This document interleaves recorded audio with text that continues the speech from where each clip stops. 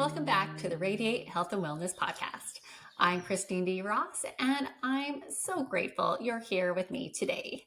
So whether you're tuning in for the first time or have been following along, I want to thank you for being here today. So today we are exploring how lifestyle changes can be a powerful tool in not only preventing cancer, but also in healing from it and preventing other diseases along the way. So, in my last episode, I shared with you my breast cancer diagnosis I faced 5 years ago. The fear, the uncertainty, and the overwhelming flood of questions that came with it. But today, we'll be diving deeper into one of the most haunting questions I had in those early days. How did I get cancer? And more importantly, how can I heal from it and prevent it naturally? This is a question I think a lot of us wrestle with when we face any major health scare. And if you're listening today because you've gone through a diagnosis or you're worried about your health or someone else's, I want you to know I get it. I've been there. And today I'm here to share what I learned about how food can play a pivotal role in both prevention as well as healing. So I'm sharing my story in hopes that it brings inspiration to you, a reminder that we're all human and it's okay to be vulnerable, emotional, and have fears. If I can open up about my deepest thoughts, struggles, and lessons I've learned along the way, maybe it will encourage you to embrace your journey with more compassion. As you listen, my intention isn't to push you to make the same choices I did. Instead, I hope my experience serves as an example, one of many paths. Do your own research, listen to your intuition, and make decisions that truly resonate with you. So today, we're talking about something that's so simple, yet so powerful. Food. Food is one of the most immediate tools we have to fight our health. Every bite you take either puts your body at ease or dis-ease. It impacts everything. Our cells, our energy, our mood, and yes, even our susceptibility to disease. So I'll be sharing what I learned on my own journey. We'll talk about the foods I've been shown to fight inflammation and support a cancer-preventing lifestyle. And I'll give you some tips that helped me when I first started making these changes. We'll dive into the power of plant-based eating and how to build a diet that truly supports not just surviving, but thriving for years to come. So when I first received that dreaded phone call confirming my diagnosis, I was at a loss. Like many of you, I'd heard the stories of people who had beaten cancer through lifestyle changes by transforming their diets, drinking tons of carrot juice, cutting out processed foods, eating only plants, and becoming a raw vegan, eating nothing but raw vegetables. So it seemed like a radical shift. But I knew that I did get to take some changes. Something inside me knew I had to start somewhere. My intuition told me that the food that I had been putting into my mouth every day might have contributed to creating an environment where cancer could thrive. So I made a swift decision. No more Band-Aids on bullet wounds. I wasn't going to mask the problem with pharmaceutical treatments that didn't address the root cause. I wanted to heal from the inside out. So I automatically cut out meats, dairy, processed foods, sugar, unhealthy fats, and anything artificial. And then I focused on nourishing my body with whole, natural foods to fuel my recovery. So embracing a whole food, plant-based lifestyle felt like the only way forward. And I dove fully in. I didn't just ease into it. I quit cold turkey. And yes, I stopped eating the cold turkey too. With each meal, I asked myself, am I feeding cancer or am I starving it? This simple yet powerful question guided me every choice I made. I remember the first time I was offered a sweet lemon bar after my diagnosis, just one of my favorite treats. My taste buds were screaming, yes, indulge, it's your favorite. But then my new awareness kicked in, whispering, that'll feed your cancer. Don't do it. In that moment, something shifted in me. My new motto became, every bite I eat either puts my body at ease or dis-ease. So my personal journey with cancer forced me to ask hard questions. Despite living what I thought was a healthy lifestyle prior to cancer, just exercising daily, eating what I believed were good foods, and maintaining a fit, lean frame. Being only 43 years old, I still developed cancer. I was 5 feet tall, 6 inches, and 125 pounds. I looked the picture of health from the outside, but inside, something wasn't right. I knew my cholesterol had been high for years, a sign that not all was well, as it seemed. Yet I trusted that with enough exercise, I could be healthy and burn off all of those extra calories, the sweets, the fats, the salty meats and cheese that had made their way into my diet. But cancer is a wake-up call. It's the body screaming for attention. And so I began to look beyond what I could see in the mirror. So why did I get cancer? That's a great question. After receiving genetic testing, the results didn't give me any solid answers. In fact, the report basically said, we don't know why you got cancer. They speculated about undetected gene mutations, the combination of multiple genetic and environmental factors, and not due to a single gene. Possible combinations of factors, but nothing conclusive. I was left feeling more unsettled than before. That answer wasn't enough for me. It left me feeling powerless, like my body had betrayed me, and there was nothing I could do about it. But I wasn't ready to accept that. So I did what a lot of us do when we're searching for answers. I got on my computer and went down that rabbit hole for research. I started piecing together the puzzle of what could have contributed to my cancer. And the more I read, the more I realized that cancer wasn't just about genetics. It's about epigenetics, the combination of environmental factors, lifestyle choices, and yes, what we're putting into our bodies. So through it all, I was struck by one painful realization. The medical community, my doctors, weren't offering me the answers I needed. My doctors, skilled as they were in treating cancer, had little to offer when it came to preventing it through lifestyle. Through it all, I was struck by one painful realization. The medical community wasn't offering the answers I needed. My doctors, skilled as they were in treating cancer, had little to offer when it came to preventing it through lifestyle. Every time I asked about nutrition, I was met with the same response. Diet isn't my expertise. Even an oncologist, a person I trusted with my life, said, you're in good shape. You don't need to change anything. He never once asked what I was eating.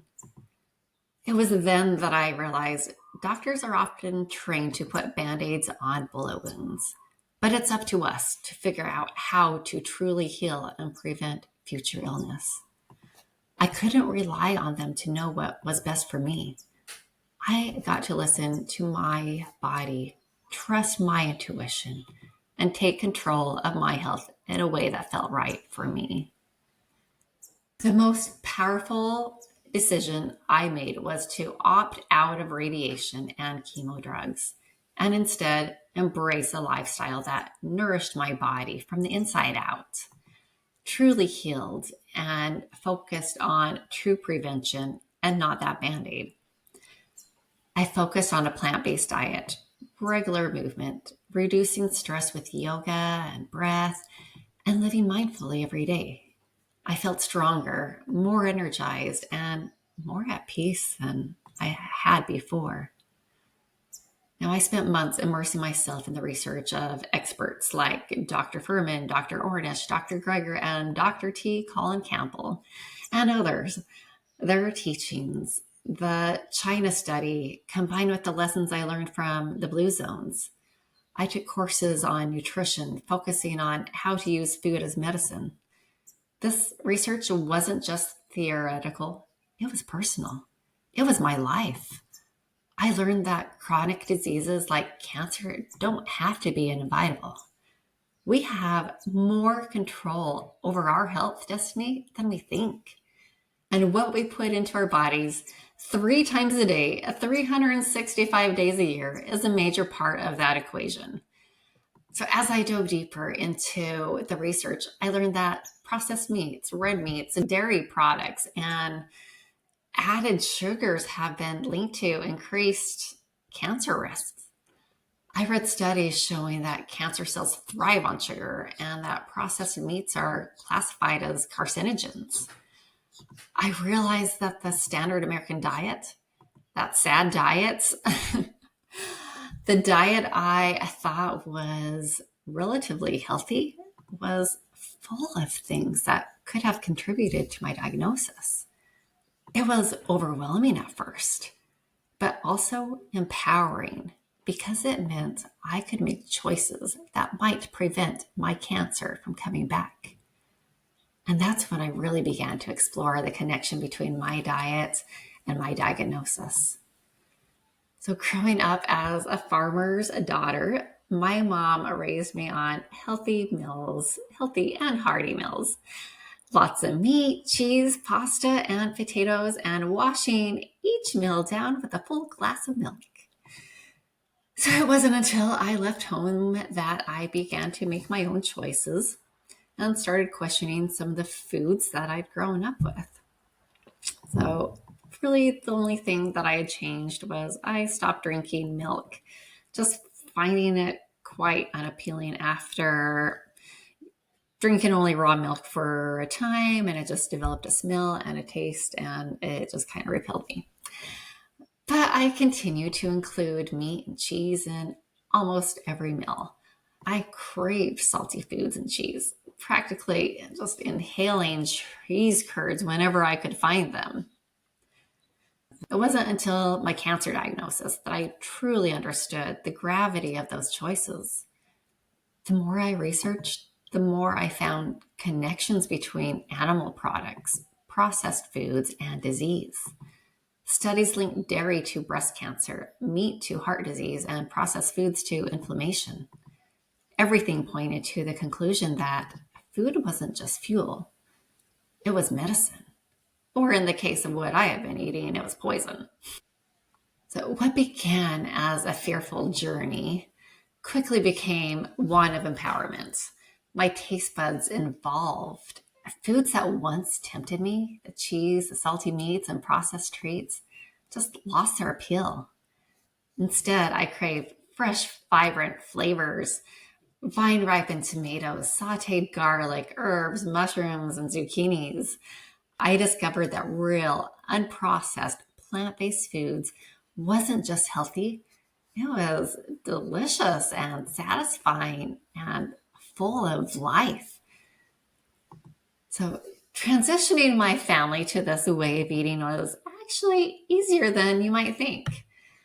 So living in Hawaii with traditions of smoked kalua, pork, and meat-heavy meals, I thought my husband and kids were not going to be thrilled about my plant-based menu. At first, I'd cook a plant-based meal for myself and then add a bit of meat for them. But that soon grew so tiresome. Why was I feeding my family the very foods I believed were unhealthy? I knew I could use my culinary skills to create plant-based meals with whole food ingredients that everyone would enjoy. And so my kitchen became a culinary creation station. Every day was an experiment. as I recreated our favorite dishes with healthier plant-based ingredients. And yes, I did have a few flops, but the meals that worked, wow, they were so delicious.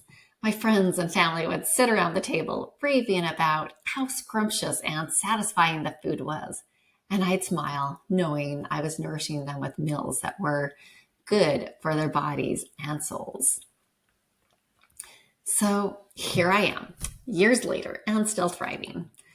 My journey has taken me from a place of fear and confusion to one of empowerment, knowledge, and deep respect for the body's ability to heal itself.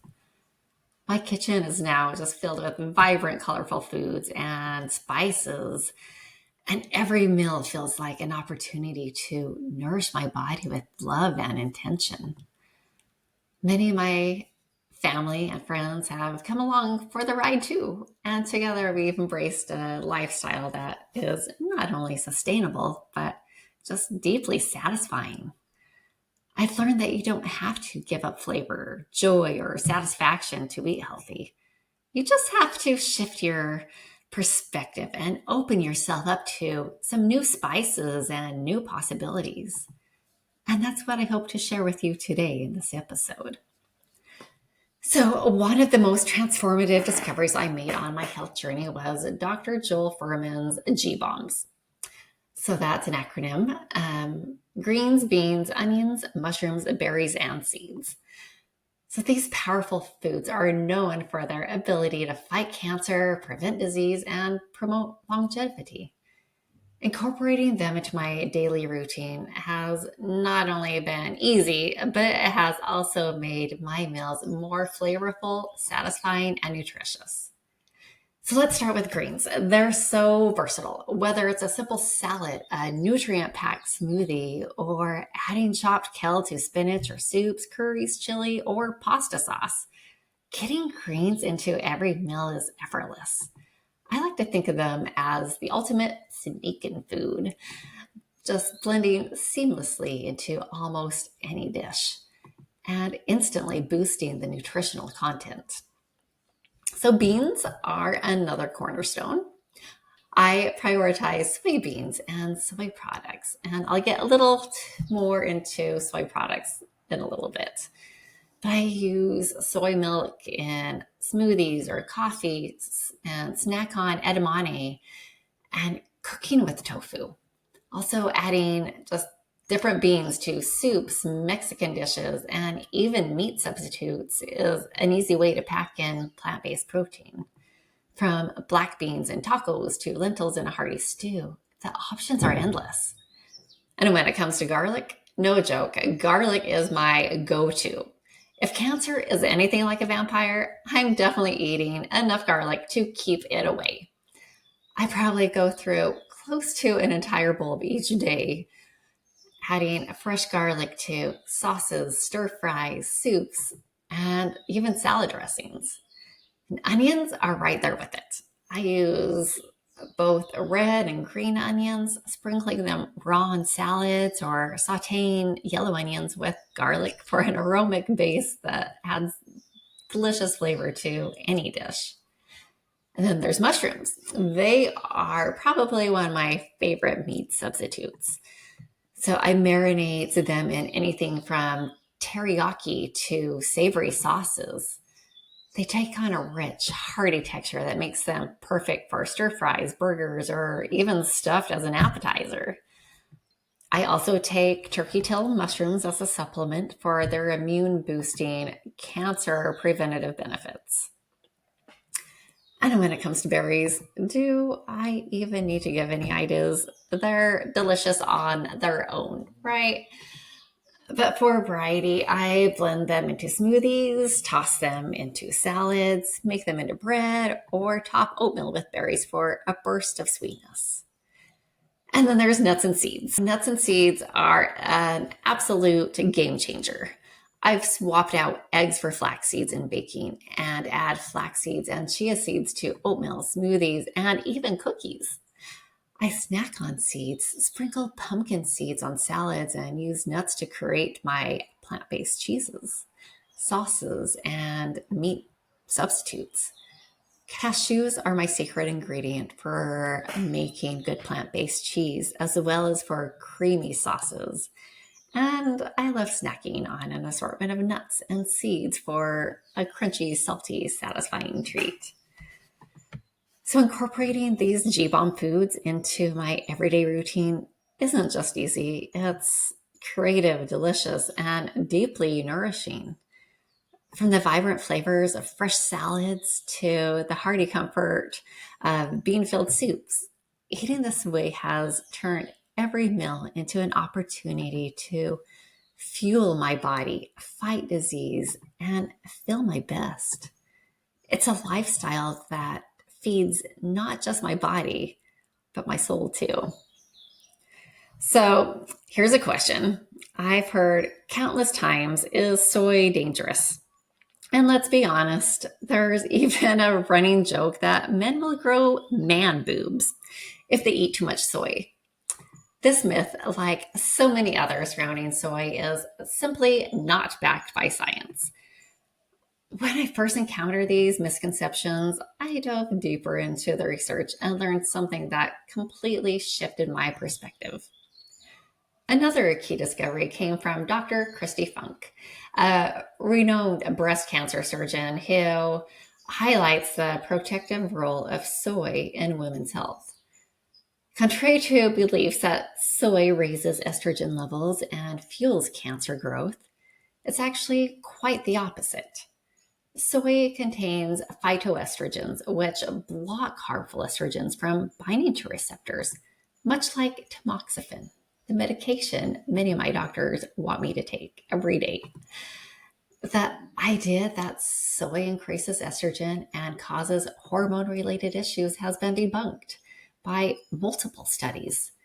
In fact, research shows that soy can reduce the risk of breast cancer, as well as support overall health for both men and women.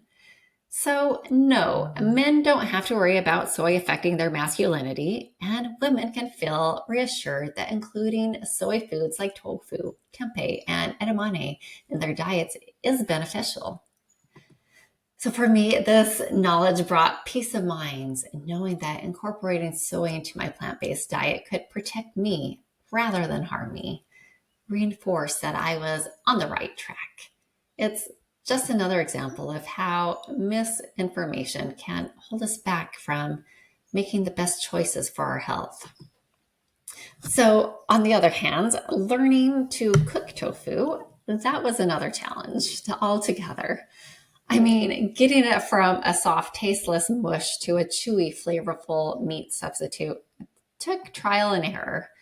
But once I figured it out, tofu has become one of my go-to proteins, and my husband even asks for it, okay? So, do you want to know a couple of my tricks? So, first off, always press that water out of the tofu.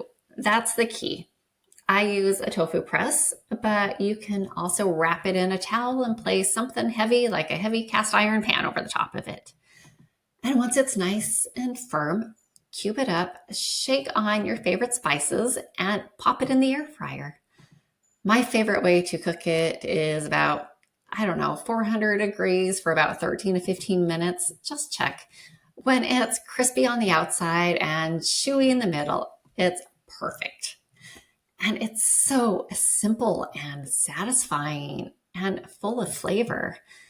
So I do this, and then sometimes I throw it in stir fries. Sometimes the seasonings I put on it is more of like just Indian seasoning, some turmeric, some curry powder, and then dip it into some peanut sauce. Just such a wonderful, yummy snack, or add it to a meal. It's such a way better than the bland mush I started with. So tofu might take a little practice, but it's well worth it. And once you master it, the possibilities really are endless. So another thing I do with it is make it into different type of cheeses and creams and add it to creamy green chili enchiladas. So really, it's endless. So alongside the G-Bombs foods, I found other cancer-fighting foods to incorporate into my meals, like cruciferous vegetables such as broccoli, cauliflower, and Brussels sprouts, which contain sulforaphane, a potent anti-cancer compound. Turmeric, with its active ingredient curcumin, has powerful anti-inflammatory and anti-cancer properties, especially when paired with black pepper to enhance absorption. So as I embraced this new lifestyle, I didn't stop at just buying these foods. I decided to grow some of them myself. So so easy, what everyone can do. On my kitchen counter, I have jars growing broccoli sprouts and bean sprouts. So look into just sprouting. It's so easy and such an easy way to just throw handfuls of nutrients into any meal. Also, in my yard, I've planted nutrient rich superfoods like moringa and soursop. So, moringa, it is so packed full of nutrients. It's like kale on steroids. It's often referred to as the miracle tree, known for its powerful antioxidants and anti inflammatory properties. So it's been a new staple in my homemade broths, tea, smoothies, and salads, adding both flavor and a nutritional punch. So soursop, another just awesome tropical creamy fruit that I've planted. It's packed with antioxidants and cancer fighting properties. So these trees, along with other fresh fruits and vegetables I grow, not only sustain my health, but they've just been a blessing and really connecting me with the earth and the cycle of life in such a deeply meaningful way. Oh, and then green tea, especially its findings from China study, has become another regular in my diet. Studies show that green tea is packed with antioxidants and can potentially reduce the risk of several cancers. I drink it daily, knowing I'm giving my body another weapon in the fight against disease. So these foods became the foundation of my healing journey. Every meal is an opportunity to fortify my body against illness. I'm still learning, and the more I learn, the more empowered I am to take control of my health. Eating this way isn't just about preventing cancer recurrence. It's about thriving, feeling alive, and protecting my future. Now, I want to speak directly to you. If you've ever received that dreaded phone call with a life-threatening diagnosis, I urge you, don't wait until something's wrong to make changes. I wouldn't wish that fear on anyone. And I certainly wouldn't wish for you to ever have to see the tears in your loved one's eyes as you tell them you have cancer or another serious disease. You have the power right now to take the steps that can protect your health. What you put on your plate today can shape your tomorrow. Every meal is a chance to either nourish your body or harm it. I know it can feel overwhelming to change everything at once, but trust me, you don't have to. Start with one meal, one change, one choice at a time. Please do your research and do what feels right to you. And that's what I wish for you. Not copy what I have done, but to tune into yourself. Trust that you know your body better than anyone else. You don't need to wait for a diagnosis to start making healthier choices. You don't need to follow every trend or piece of advice that comes your way. Do your own research, find the solutions that resonate with you, and take action. Every small change can make a big difference. And to assist you in your journey, I've shared some of my favorite mouth-watering recipes on my website, Radiate.HW. From my creamy plant-based nacho cheese sauce to hearty soups, main dishes, and even desserts.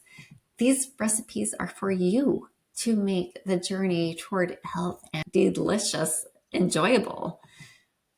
So I want to assist you in creating meals that nourish your body and excite your taste buds, empowering you to live a vibrant, fulfilling life. So head on over, try them out, and start incorporating these cancer-fighting, disease-preventing foods into your everyday routine. Your body and your taste buds will thank you.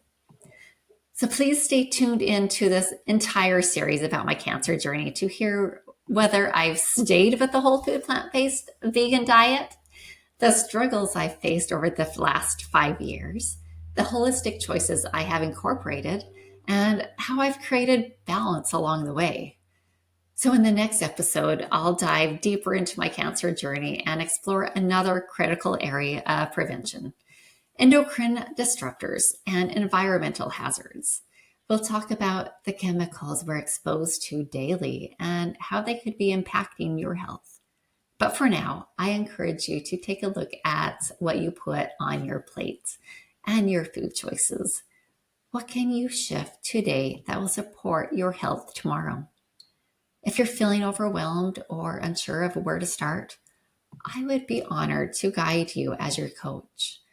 Together, we can tune into your body and find a path that works for you, one that feels empowering and sustainable. I'll assist you in making small changes that will have a lasting impact and be sustainable for life. And if you missed my last episode, please tune into it on the Radiate Health and Wellness podcast, where I really open my heart, share the emotional and vulnerable moments I went through when I was first diagnosed, and talk about the tools I used to conquer cancer. I also invite you to explore my books, Discover the Adventure of You and Health Beams. These books were both inspired by my healing journey to create openness to love, forgiveness, and true healing for you. So Discover the Adventure of You will assist you in finding your values, beliefs, and authentic self while helping you tune into what's right for you. And Health Beams is your guide to illuminating the path to a healthier lifestyle and preventing disease through balanced living. So together, these books can be your roadmap to radiate health and wellness. So if you know anyone that is going through a difficult health journey or might find inspiration from my story and messages, please share this podcast with them.